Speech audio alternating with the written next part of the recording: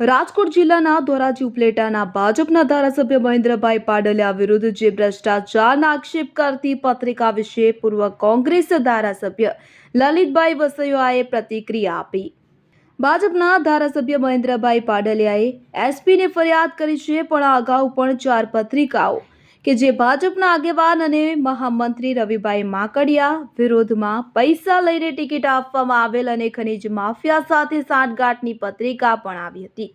ધારાસભ્ય મહેન્દ્રભાઈ પાડલિયાએ એસપીને ફરિયાદ કરી છે। આ પત્રિકા ફરતી કરનાર કે છાપનાર પોલીસ તંત્ર કેમ કોઈ પગલાં લેતી નથી? આશ્ચર્યની વાત તો એ છે કે જ્યારે અમરેલીના ધારાસભ્ય કૌશિકભાઈ વિરુદ્ધ પત્રિકા બહાર પડે અને પોલીસ અને ગુજરાતના ગૃહમંત્રી એક્ટિવ થઈ જાય છે અને આરોપીઓ પર પગલાં લેવામાં આવે અને સરઘસ પણ કાઢવામાં આવે છે, તો ધોરાજી ઉપલેટાના ધારાસભ્ય મહેન્દ્રભાઈ પાડલિયાનું શું અણમાનીતા તેઓ છે?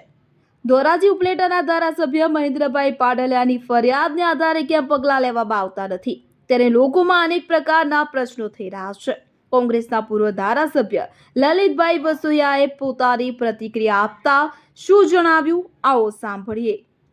આજે મીડિયાના માધ્યમથી મને જાણવા મળ્યું છે કે ધારાસભ્ય શ્રી મહેન્દ્રભાઈ પાડલિયાની વિરુદ્ધમાં આક્ષેપ કરતી પત્રિકા ભારતીય જનતા પાર્ટીના જ કોઈ કાર્યકર્તાએ વાયરલ કરી છે। આ હું નથી કહેતો, અમારા ધારાસભ્યશ્રીએ મીડિયામાં બાઇટ આપીને કહ્યું છે।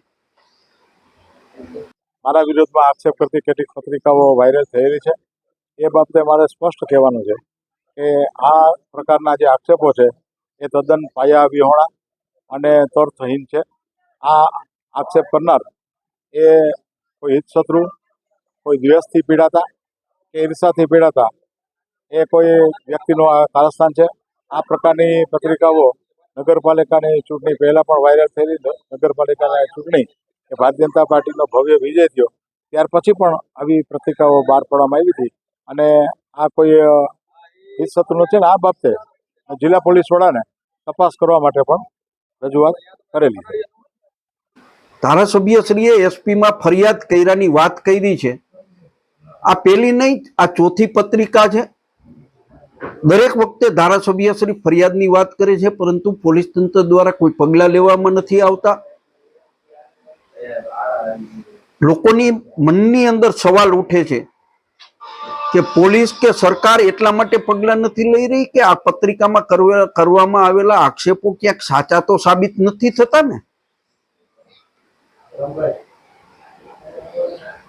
જે પત્રિકા વાયરલ કરવામાં આવેલી છે અને અંદરો જૂથવાદ હોય અને એમાં શું લાગે છે તમને?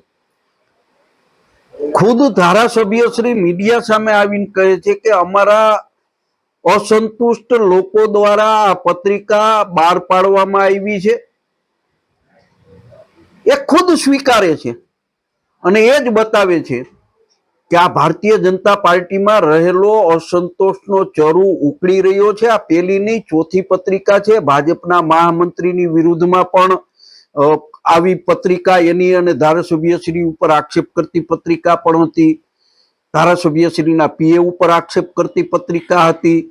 ધોરાજીની અંદર નગરપાલિકાના પ્રમુખ અમારા બેન શ્રી સંગીતાબેન નો દારૂની બોટલ સાથેનો વિડીયો, એની હોકાપીતો વિડીયો ખુદ ભાજપના આગેવાનો કાર્યકર્તાઓ વાયરલ કરતા હતા। બેને પ્રમુખ તરીકેથી રાજીનામું આપવું પડ્યું, પણ આ લોકો સામે કોઈ સામે પગલાં લેવામાં નથી આવ્યા। ક્યાંક ભાજપની અંદર અમારા ધારાસભ્યશ્રી કરતા કોઈ મજબૂત જૂથ તો આ બધું વાયરલ નથી કરી રહ્યું ને, એવું લોકોમાં સવાલ ઉઠી રહ્યા છે।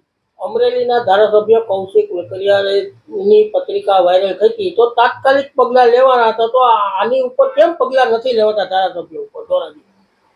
લોકોની અંદર અને અમે વિરોધ પક્ષમાં પણ એ આશ્ચર્યની વાત છે કે અમરેલીના ધારાસભ્ય કૌશિક વેકરિયા વિરુદ્ધમાં પત્રિકા વાયરલ થાય, ગુજરાતના ગૃહમંત્રી પોતે વ્યક્તિગત કડક સૂચના આપીને પત્રિકા વાયરલ કરનાર લોકો સામે પગલાં લે, એના સરઘસો કઢાવે, પરંતુ અમારા ધારાસભ્ય વિરુદ્ધમાં 4 પત્રિકાઓ, આ 5મી પત્રિકા છે, તો શા માટે પગલાં લેવામાં નથી આવતા? શું અમારા ધારાસભ્ય ભાજપના અણમાનીતા ધારાસભ્ય છે કે પત્રિકામાં કરવામાં આવેલા આક્ષેપો ક્યાંક સાચા સાબિત થશે તો એ ડરે પગલાં લેવામાં નથી આવતા એવા લોકોની અંદર સવાલ ઉઠી રહ્યા છે.